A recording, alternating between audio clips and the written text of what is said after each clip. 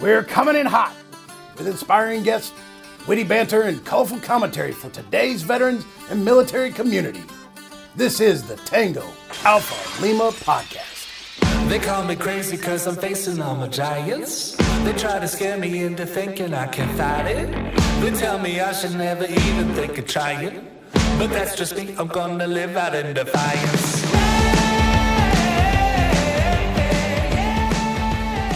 Well, hello, Alphas. It's been a long time. 7 days exactly since we've seen you last. And tomorrow, your national commander is going to be on TV. Are you going to watch that? Are you going to hear him talk to Congress? Maybe he's going to get up in their face? I don't know. He's a little more diplomatic than I am, so he probably won't get up in their face. Look down there, more diplomatic. Ashley Marie Gutermuth. It's me. Hi, Jeff. Where you at? Where you hanging?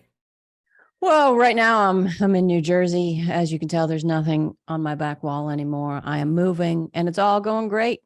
It's going real good. They said that there's not enough time to schedule movers, and when we get there, there's no house for us. So it's going to be awesome. You know, that's a perfect military operation. Yeah, I think that they're doing a bang up job. Which is shocking because it's the Air Force. They'll probably put you in the Ritz though until. Well, yes, of course they would. I mean, they wouldn't put us in a Hampton Inn. My God. No. A Marriott? No. Four Seasons, Ritz. That's right. Full per diem. All right. Oh my goodness. We go from the Air Force to, I don't know if people out there saw the January, I've been told, episode of the magazine that the content is something y'all should be reading, even if you don't like the ads. You need to read the content of the magazine, and the cover was about video gaming, the savior of the American Legion. The young people are going to storm our doors because we put Xboxes in our bars. Okay. We have a story. Ashley, you have a story. You have a lot here. I got a lot. Let's crack on, right? All right, let's do this. Okay. New World War II video game drops players into Italy, North Africa campaigns, militarytimes.com. Steam's Company of Heroes 3 will once again bring strategic battles of World War II to life, with missions this time around exploring Italy and North Africa.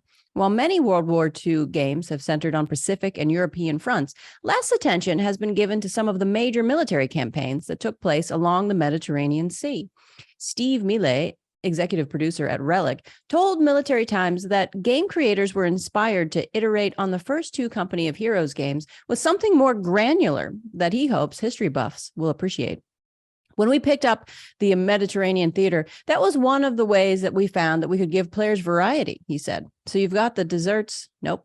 So you've got the deserts of North Africa that have the wide open spaces. You have Italy, which comes with coastal regions and good deserts. Urban regions, farmland, rural regions. Oh, come on. They're going to put rural regions in this rural regions and mountainous regions.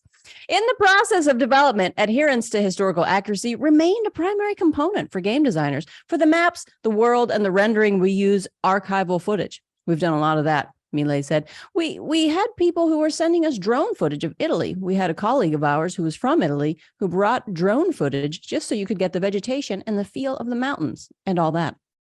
As far as the characters, technology, and world building, research was incredibly involved. We were looking at color photographs of the time, and we were trying to make our palette look like the Kodachrome color palette, so that we could use the vibrancy of some of those colors, Millet added. Internally, our team is studying books or online or going to places, but we also visit war museums. We've also partnered up with a few of experts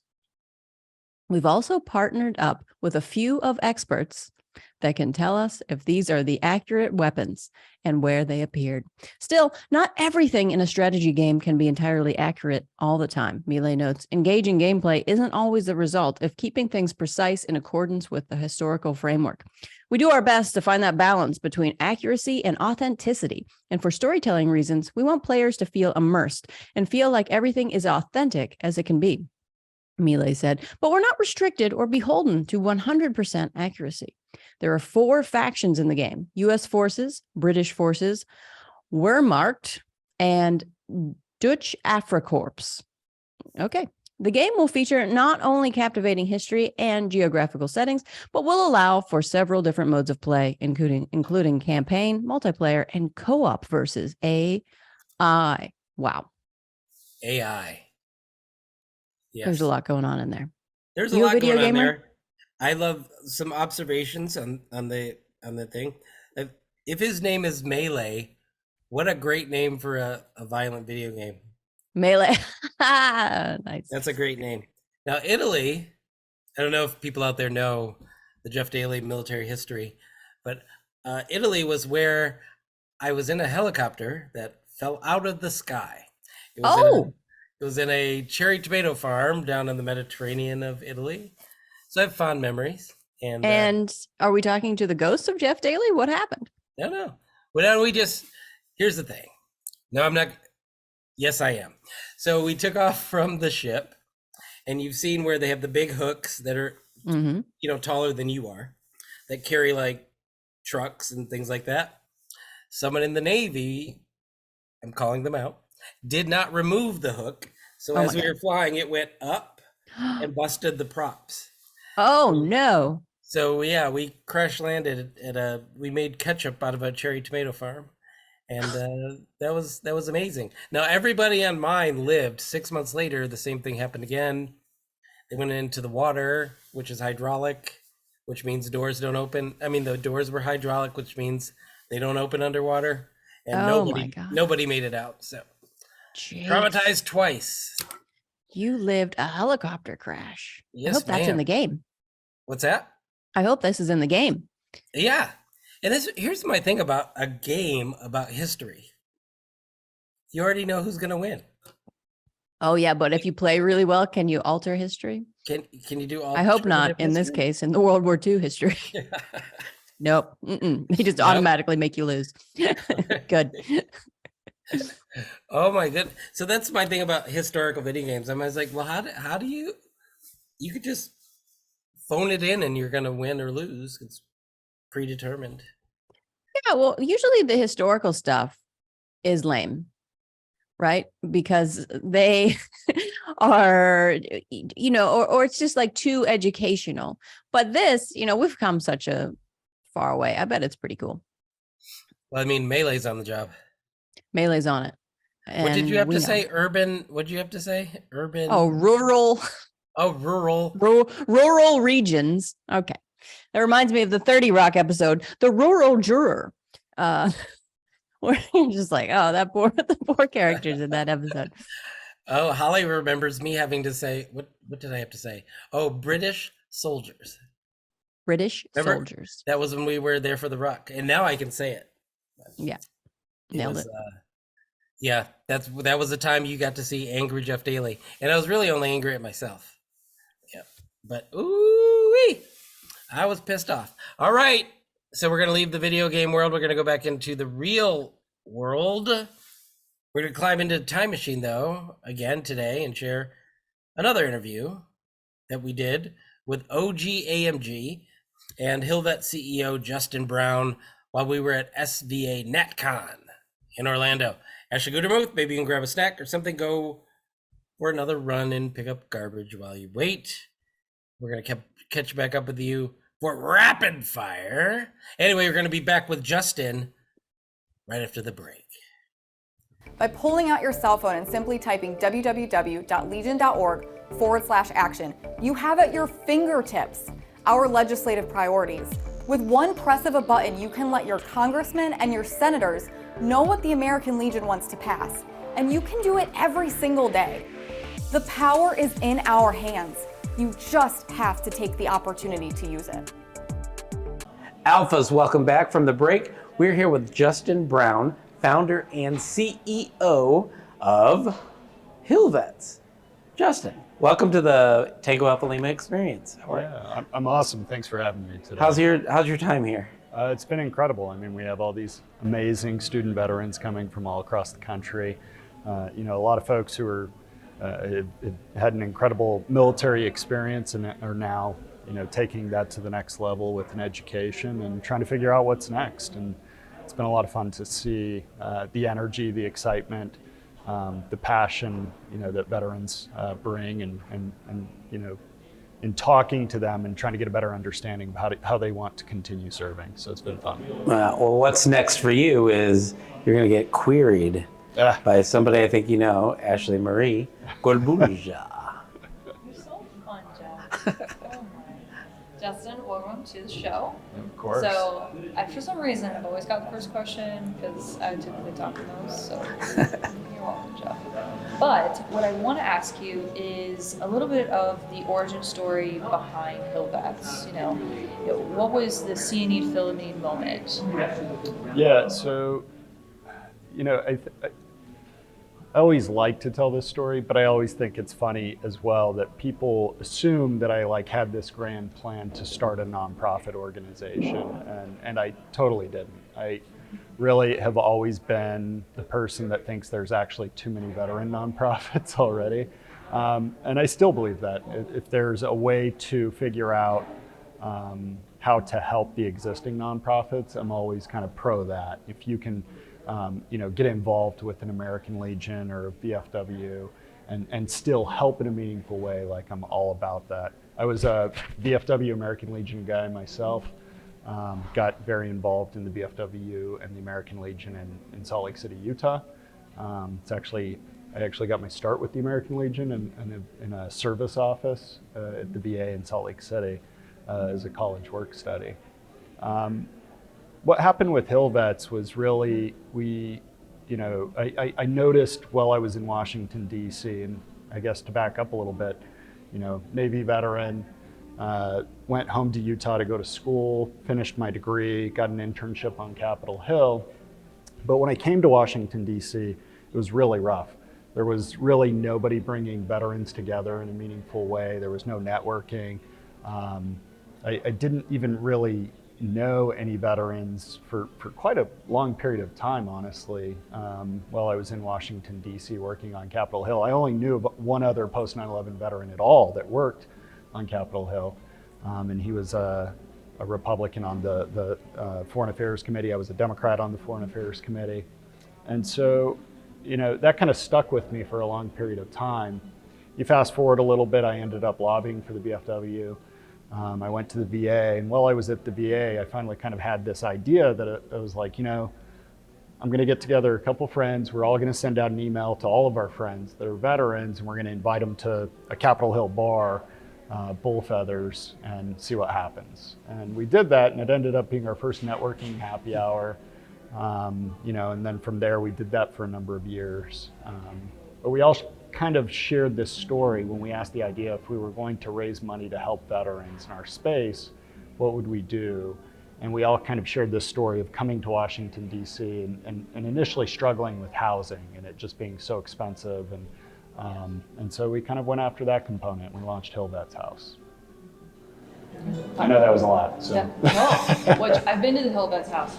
Absolutely gorgeous, absolutely gorgeous. And I've had an opportunity to get to know some of the HillVet fellows, and every experience that they've shared with me has been positive and reaffirming because, as you stated, there was just this, what am I going to do? How am I going to, it comes back down to the financials, right? I really have this amazing opportunity, but I don't have a place to live, or I don't know if I can even survive on a salary on the Hill, right? Or if I'm interning and I'm not getting paid, or all of these different function junctures that happen. So having an opportunity to experience what you have built has been such a great honor, and I'm so proud of you and all the things you've been doing. But in regards to the origin story, I find it fascinating that it started just with the networking piece. And as we're here at Student Veterans of America conference, it's nice to see some of that same ideation that's happening here for the students, and how they can bring resources like HillVets and other programs out there back to them. And maybe you'll see an increase, an influx of folks trying to come to DC. And I mean, if that were the case, how would you feel about that? Yeah, well, I mean, personally, I think it's great. I mean, right now, Congress is one of the lowest hirers of military veterans in the federal government. And when I say one of, they are the worst hire of veterans in the federal government. Somewhere around, it's been a while since we've done a poll, but the last time we did it, it was around 2%. And to put that in perspective, I think VA, DoD, some of those bigger agencies are well above 40%. And when you think about how much of how much legislation is related to the military and veteran experience, it's incredibly significant. You've got the DoD budget, you've got the VA budget, you've got foreign affairs, you've got, on and so forth. I mean, a great deal of what we're legislating is related to our experience. So to have such a low number of staff working on those issues is frankly a little concerning. Additionally, we're at one of the lowest numbers we've been for a very long period of time with regards to elected members of Congress who are military veterans themselves. That number's bumped a little bit, but so on my end, the more veterans that I see coming to Washington, D.C. wanting to continue serving their nation is incredibly important. As far as our capacity, that's certainly another issue, but I think there's certainly room for more veterans, and even if we don't have the housing component, which we usually do, or we can figure it out in time, I think there are other ways that we can help, and there are other organizations, frankly, that can also help, that we can point them in their direction. That's fantastic. It's absolutely fantastic. I'll toss it over to Jeff. Yeah, well, we talked briefly before, and you mentioned, because I've come to this with very little exposure to your organization, and you spoke of two main programs. Yep. Leadership and fellowship. Can you walk us through what those are? Yeah, sure. So the HillVets House Fellowship is mostly what we kind of previously talked about. So we'll have veterans, service members, spouses, and survivors are all welcome to all of our programs. So they apply to the program. We consider them for the HillVets House. We'll talk about the House Fellowship first. If they're accepted, we'll bring them to the House. We have both out-of-house and in-house fellows. So some folks don't need the housing component. Maybe they're already in Washington, D.C. Maybe they are married and have a situation that works for them. But then we will help them find a fellowship on Capitol Hill. House, Senate, Democrats, Republicans. We work with the veteran on kind of where they're at politically to make sure that they're successful. And then once they get the fellowship, they're usually in the fellowship between 4 and 8 months. And the goal of our program is we don't have what I would call an experiential program. There are like fellowships on Capitol Hill, which are like, oh, you come in, you do a year, and then you go back to your job. We're actually trying to find veterans jobs on Capitol Hill, or if, and to be honest with you, like Capitol Hill doesn't work for a lot of people. It's hard hours, brutal pay. It's a tough job. It's a very fulfilling job. I've done it. I found it very fulfilling, but it's not for everyone. And so a lot of our veterans decide that, and from there, a lot of our folks either go into the federal agencies or they go to the VSOs. I mean, American Legion has hired quite a number of our HillVets House Fellows, actually. All right. Yeah. And then the leadership. Yeah, the leadership. So HillVets Lead is the name of our leadership program. And what we tried to do with that is, as Ashley mentioned, we really started with this idea of, and when I back up and I look at HillVets, I really view it as the community for veterans in DC and kind of government and policy. And so we really wanted to start with that networking component. That's where we did start, and it made sense. Then we had the housing component to help veterans get into this community from wherever they were, from Oregon, New York, California, Michigan, and then once they got here, once they got jobs, we wanted to answer the question of how can we help them start to think about moving up, the professional revolving staircase, if you will, is what I like to call it in Washington, D.C.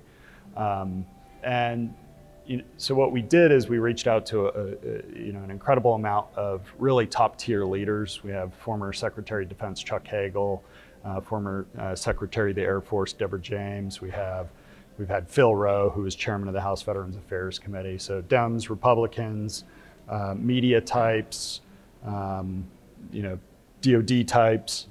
General Casey has been very involved, and pairing these incredible leaders with, frankly, incredible veterans, service members, spouses, and survivors who have kind of gotten their start. They're doing pretty well, but how can we help them start to think about, what are next steps, and learning from some really, really top level leaders in terms of, and having very frank discussions about, what worked for you, what didn't work for you, how did you start to think about, major next steps that kind of ultimately resulted in getting you to a different airspace, if you will.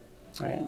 And so that's HillVets Lead. I think our applications are actually open for that right now. Our HillVets House, HillVets Lead applications are open right now. HillVets House Fellowship is revolving, so that's always open. So if there is somebody that you know of, or if it's you and you're interested, please check us out at hillvets.org. You can find information on both programs there. All right, the Hill House, it sounds like it would be a cool reality show. People do love that idea. They bring it up. I joke about it. I say HillVets House is like, take Jersey Shore with House of Cards and sprinkle veterans on top, and then you got HillVets. Quite the confection. Yeah. Well, yeah, you have these younger veterans who are students representing both parties in this house. I can imagine the discussions that go on. And and I think the funny part is, I think I even thought this when we were putting it together. I was like, I don't know if this is a good idea. Get some phone calls. And what's hilarious is, like, the neighborhoods embrace them, the neighbors have embraced them. They're overall, they've been a pretty nose down bunch. They're coming in, they're serious, they're trying to get a job, like, they're not screwed around. Some high level achievers. Yeah. I say so myself. Like, having met some, I'm always impressed. Just the caliber of what they intend to do and will do. Just, they're always going to exceed expectations. Yeah, so if there's been any big parties at the house, it was either because we threw them as an organization, or they were astute enough to not let us find out about it. So, so overall, we're doing great. all right. I do have a question. What advice would you give to those that are interested in coming to DC, interested in government and policy, especially with your robust background and getting started in that? What advice would you give to aspiring, continued service leaders? Yeah, I think, some of the advice that I got from a Utah State Senator that I asked that same question to, actually, when I was heading to Washington, D.C. was, and this is more funny, he was also being hammered by the media at the time, but he told me, Justin, and it was Senator Orrin Hatch, and he said, Justin, make lots of friends, which I do think is excellent advice. And then he said, don't believe the media, which, again, he was kind of getting hammered at the time. But I think overall, certainly networking is important in policy and politics, and it is because, in working, if you want to get involved in policy, then it's really important to be able to have conversations with people and get a sense of where they're at and the art of the possible, right? When I was a staff director for one of the VA subcommittees, I was in the minority. So basically, for me to be effective, I had to come up with good ideas and give them away, and be okay with the lack of pride of ownership, but also maybe getting my members some wins because they were attached to this. And so I think, for a young person who's initially trying to, maybe not young, we have a lot of retirees as well that have done great getting out of service and coming to Capitol Hill. I think having an idea of what you're particularly passionate about is super helpful, whether that is veteran policy, defense policy, but we have a lot of veterans who are like, honestly, I'm more interested in agriculture. This is what matters the most to me.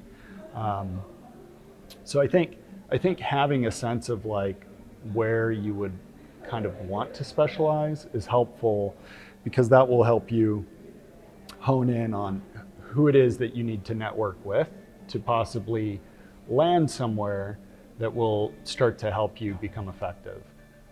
But on the flip side of that, I would also say, there's also, I don't know if it's a saying, but it's kind of the get your foot in the door strategy. And sometimes that's just as important, which is just, it may not be the exact job you want right out of the gate, but I think having a sense of where you're trying to go, but then getting your foot in the door and then understanding that it may not be that first job.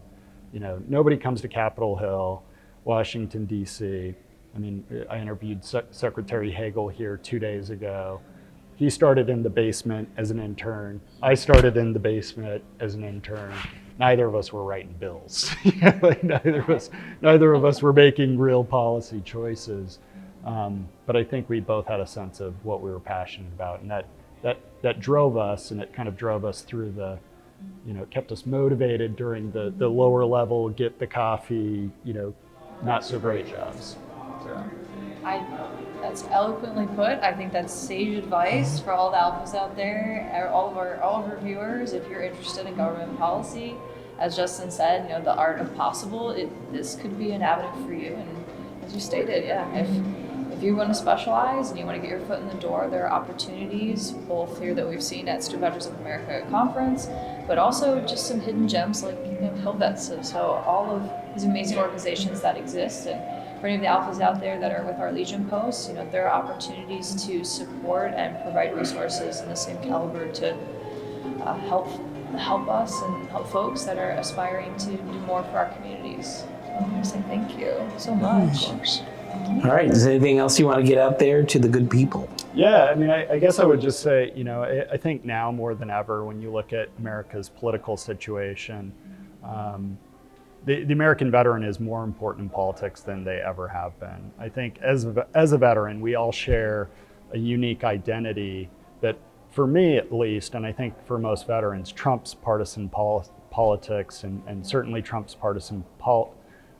trumps parties. So, I'm a Navy veteran before I'm a Utah Democrat, which makes me a very moderate Democrat. But I think what we have allows us to cross lines, and it allows us to see each other as Americans who have served our nation first. And we really are lacking that as a country right now. And we do need more unity. And we need to get back to the idea that, we can talk to each other, we can compromise, and we can do what's right for our nation first. Nobody better to do that than America's veteran right now. And, I know that's aligned with the American Legion and everything you guys have done for, so many years. As well as the rest of our traditional veteran groups who recognize the power of veterans and recognize that our status as veterans matters more than our political parties. All right. All right, well, thanks so much for being here. Appreciate you guys. Thank you, Alphas, for watching. Be sure to check this organization out. They have some deadlines coming up to apply. Yep. If you want to get in on the Hill House. Yep, HillVets House. Yeah. HillVets House. The reality show will be called Hill House because it just kind of rolls. Yeah, it does roll. It does roll. Tomorrow on Hill House. So thank you so much for next time on Alpha Live, HillVets House or Alphas Hill House. Take over Hill House. Oh, that could be it. The Alphas take over Hill House. If you put in enough applications, it could happen. But we're going to be right back after the break to talk about Justin and his organization when he's not here. So stay tuned for that and have a good break. The American Legion is raising awareness about PTSD and veteran suicide by offering hope, camaraderie, and support. Be the one to help end veteran suicide. The goal of the American Legion's Be the One campaign is to destigmatize asking for mental health support. Be the one to ask a veteran in your life how they're doing. Be the one who saves one veteran. Go to BeTheOne.org and help the American Legion end veteran suicide. Will you be the one? Welcome back, listeners. We're going to trade out Ashley's again. This is AMG 2.0. All right, that was a great interview and very timely since the American Legion members and other veterans organizations will be on Capitol Hill in the next week sharing their legislative priorities with members of Congress. You can follow along with our coverage and the National Commander's testimony at legion.org or check the show notes for specific resources. I was trying to read what Holly wrote and also read what Holly's miming on the screen. I didn't know which to follow. Ashley, are you as big a fan of rapid fire as I am? Oh, maybe more so. Because it's rapid and it's crazy. I haven't done this to you yet, but starting soon, I'm going to put something in there that has nothing to do with our mission and things we can just make fun of. Because Okay. yeah, usually I used to do 1 out of 3. CB liked to make fun of things, and we got to have him on with you one day. You guys will do that bond. whole. Okay. And you won't get canceled because he's the top lawyer. Okay. All right, here we go. We're loaded up, locked and loaded with wit and wisdom, and we're going to put it on the moving target of pew, pew, pew, pew, pew, pew, rapid fire. All right, rapid fire number 1. This is my favorite. This is a feel-good story. I'm a U.S. Marine turned Hooters girl. People thank me for my service of their wings. All right. This is a great story from the U.S. Sun, thesun.com. A U.S. Marine has found a second career as a Hooters girl, and people thank her for her service. Kaylee Bush has served and is still serving, doing her duty on the force and in the food industry. She shared her 2 jobs in a video with over 37,000 TikTok followers. When you go from the military to customer service, she said, standing in her orange Hooters uniform, and you sound like you should. She almost spat out at a customer before remembering she's now a waiter. God bless you, she corrected. It's a learning curve. All right. What do we think of this? Hey, gotta earn some money, right? I'm not sure what is she saying there when you go from military to customer service, standing there, and you sound like you, and then it's probably like somebody said something like, and she was about to tell him to shut TFU or something, and she cut herself off. Oh, okay. Which I have not learned that adjustment quite yet. You got to work on that filter. Yeah. That's fair. Oh no, it's there. I just ignore it. You just ignore it. You throw it away. I couldn't be a Hooters girl for a lot of reasons, and the top of that list is repression. So I applaud anybody doing whatever they want to do. Go for it. Go for it. Yeah. I mean, what do you think? Maybe she was in the Air Force and she was in an air wing, and now she's serving.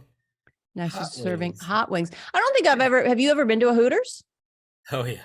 Oh, that was the creepiest. You should not be allowed within 100 feet of a Hooters saying like, oh yeah, I've got the pictures. I got the pictures. I know all the girls' names. They all want to date me too. Oh, girl. Oh yeah. Yeah, I can't choose, so we just got to go. They always participate in the Veterans Day, free meal thing. Oh yeah, cool. And there was one on Hollywood Boulevard. There is not any more.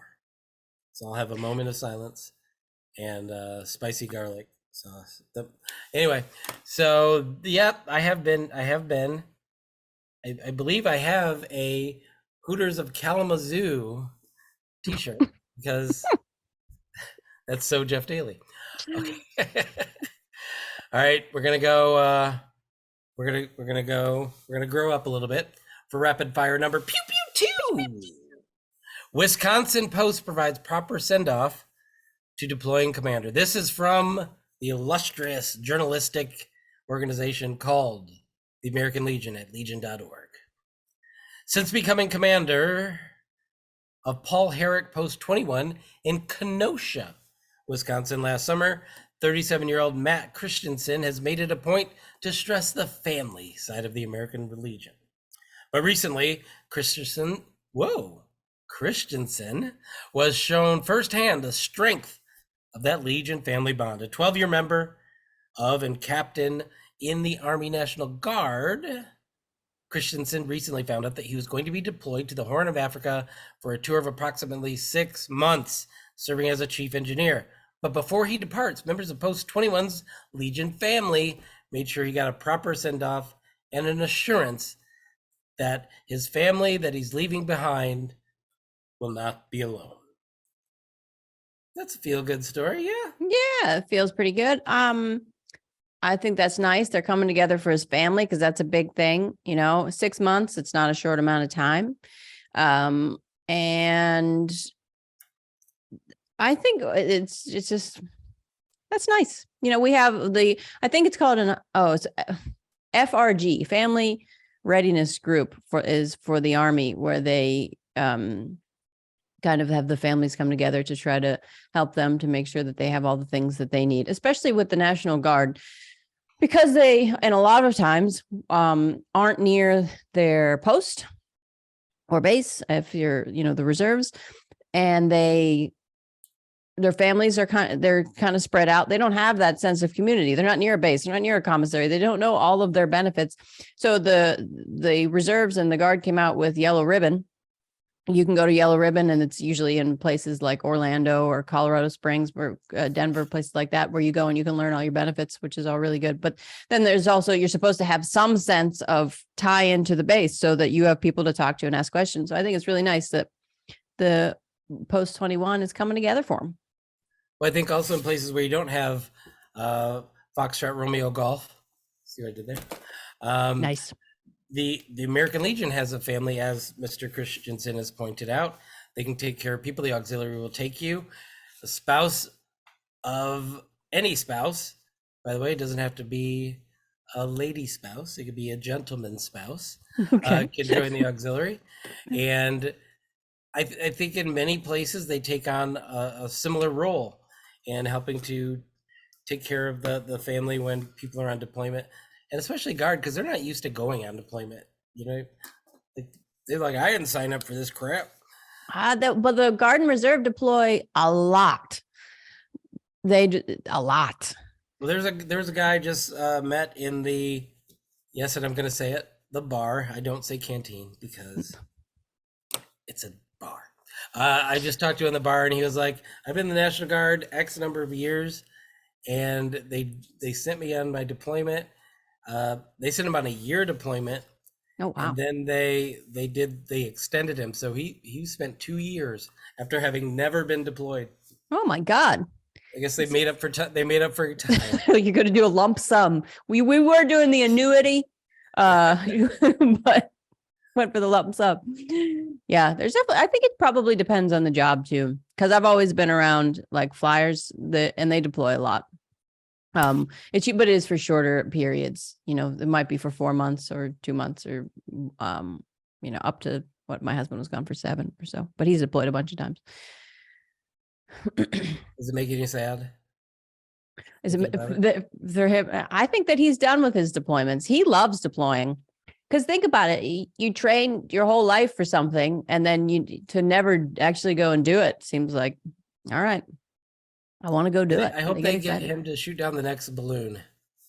If he shoots down a balloon from a C-17 or a C-130 or a C-5, there's going to be issues. That means he's got his C-130 he could from a gunship, but he's never done that. That means he's got his handgun out the window. He's got this. I say that balloon. Stop recording me. Like a gang drive-by down that balloon. Oh my God. Is that our future? All right. We're going to go pew, pew, pew, number 3. Now, this is the last day of February, the last day of Black History Month. And we have an African Americans in the U.S. Coast Guard. Where did I get this from? You know out there, my voters, from Legion Town. Woo. Yes, I'm still running for mayor. They haven't announced an election, so I probably will be running for mayor indefinitely because there'll never be a vote. Okay. Chief Warrant Officer Melvin W. Williams Jr., U.S. Coast Guard, retired, was the first African-American male to make chief in the rating of then Aviation Survivalmen, also known as ASM. And then from ASM-C to Chief Warrant Officer 2 before retiring. While serving as an ASM-1, he was credited with the development of the float strobe light. I have no idea what that means. I'm gonna have to get on Wikipedia. Oh, she's pointing to her shirt, so I think it's the thing they wear when you go overboard and helps people find you. Thank you, Melvin. We love that. All right. While serving as he did that. He was the first African-American male to make parachute jumps at NAS, I'm assuming that's the Naval Air Station, Lakehurst, while undergoing parachute rigger training in the CG transition to combining CG aviation. Words. All right. Ordnance men with CG aviation parachute rigger performed 3 CPRs, rigged, loaded, and dropped the ADAPT system, nighttime helo rescue of 2 missing divers, and the aid of the Night Sun CGAS Miami. He was awarded the Sikorsky Winged S on February 23, 1974 for rescues flying in CG HH-52s stationed at CG Air Station Miami. Love this story, love this guy, but never let military people write articles because... Holy heck. Yeah. There's a few acronyms in there. Unless and if you were in the Coast Guard, please, in the comments on YouTube, write a translation for the rest of us we who are need not help in the Coast Guard. But thank you, Melvin. And Melvin also submitted this. And if you want to read more about him and others, there will be a link in the show notes. And you too can enjoy what super producer Holly is enjoying right now, a big bowl of acronym soup. Mm-hmm. Okay. Thank you, Melvin. Do you have a shout out? I have a shout out. I was just shouting out Melvin Williams. You gonna shout out Melvin? Yeah. Chief Warrant Officer Melvin Williams. I think he's awesome. Shouting out. M-Dub Jr. M-Dub Jr. Okay. So this past weekend I was in Merced, California. Not Mercedes, they're missing the ES. It's just Merced. It's too expensive. It's north of here, about 4.5 hours. I drove. That's a lot of podcast time. And I went up there for it's a membership revitalization. I got to see the Michelle Steinmetz. And Michelle Steinmetz, she did something I didn't think anybody was going to get me to do. She got me to go door knocking for renewals. I didn't think anybody would ever get me to do. She goes, well, you got to at least try. I'm like, that's not my thing. I think it's like, Good for her, Holly's saying. So, but that's not my shout out. My shout out is to California Post 83 in Merced. They were hosted this double district revitalization. Great post, great people. The commander is 24 years old. 24. He was probably never a commander in the Navy where he served, but he is a commander now, and his name is Curtis. And I learned very early on, do not call him Kurt. Was he Kurt about it? Huh? Was he Kurt about it? Curtis, were you Kurt about being called Kurt? I'm just asking. He's probably going to write a nasty comment now to us. You're not welcome back in Merced. So, and here's some other interesting. So they have a wonderful post. It's a beautiful post. They're like 300 some number post. Has what my 1300 plus post doesn't have, is an actual real life Space Force member. They have a real life Space Force member. They are so proud of it. Her picture adorns their wall. Nice. Because they're so proud of that. And as I told my friends here off camera, at this post is where I had my first ever lumpia. And my first ever lumpia, and I brought it home. Have you ever had a lumpia, Ashley Guterman? I have. They are delicious. You enjoy them? Do you know how to make them? No, I can't make cereal. You can't make cereal? I saw you pour something disgusting on cereal the other day in a video. What was that? That was a LaCroix that I poured on cereal in a coffee pot because all my stuff is packed. And I was like, I need a bowl. And we've been eating out of coffee pots. They are multi-use. And I will give you this credit. You don't just show you actually eat it on camera in front of people. I ate it with a tape measure. Didn't have a spoon. You got to adapt and overcome. Improvise, adapt, and overcome. It's a Marine Corps term. Air Force should stay away. Anyway, you watch it. They always drop the improvise. Well, I would rather plan to improvise, adapt, and overcome. Why would I have to improvise if I had already planned it? Then I would have had the foresight to have a spoon and a bowl. Because the idea is when plans go awry, you can improvise a solution, you can adapt to the situation, and you can overcome all obstacles. Okay, I'll try it. Yeah, that's a little Eagle Globe and Anchor wisdom bestowed upon you. Were you in the Marines? How'd you guess? Well, is that like asking it's like asking somebody that went to Harvard if they went to Harvard because you know in like 5 seconds. Yeah, that's the joke about fighter pilots. How do you know if you're talking to a fighter pilot? He'll tell you. Right. Or the joke about Navy SEALs. How do you know they're a Navy SEAL? Because they're going to tell you about the book they wrote. They wrote a book about anything. Gardening. I'd buy a Navy SEALs cookbook. Would you? Mm-hmm. It's going to be like it would be disgusting. Yeah, it's going to be toads and tree bark soup. Yeah. Actually, that sounds actually pretty darn good. All right. I think we've exhausted this episode with our silliness and our ridiculousness. Do you want to drop us off at home, Ashley? Let's bring it on home. Everybody, I would really appreciate it if you would subscribe. And I know some of you out there are just like mooching and you're not subscribing and you just kind of type it in. And I don't know who you think you are. Subscribe to the Tango Alpha Lima podcast on YouTube, Apple Podcasts, Spotify, or wherever you consume podcasts. We're not picky, wherever. And please leave us a review and give us a big old 5-star rating. Otherwise, I'm coming to your house and I'm stealing all your cupcakes. So the world knows how much you love us. And also, if you have a guest recommendation, go to legion.org/Tango Alpha Lima and click on the suggest a guest link. We want to interview the people that you want us to, please. Unless they're not good, then we won't. Yeah, and then don't suggest it because that would be terrible. What's wrong with you? Like if they answer in monosyllabic answers. So, how was your military experience? Fine. Yeah, we don't want this. Good. All right, Alphas, you know what to do. It's the end of February in 2023. We are approaching March, which means the first quarter is coming upon us, and we want to grow that. We want to grow that alpha crowd. We need to grow that alpha crowd. Let's be honest, we have to save America, and only you as alphas can do that. The betas, they've had their way for far too long, and because of betas, we have things like man buns. We drink things like kombucha, and yeah, look at Holly. Holly trying to live her best beta life. I'm gonna. She's the original alpha. She's the alpha of the alphas. I think she just said alfalfa though.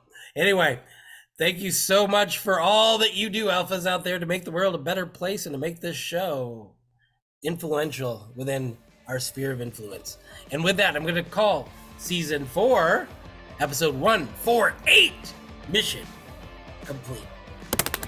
That was very David Letterman. You see how I just... Bye, y'all.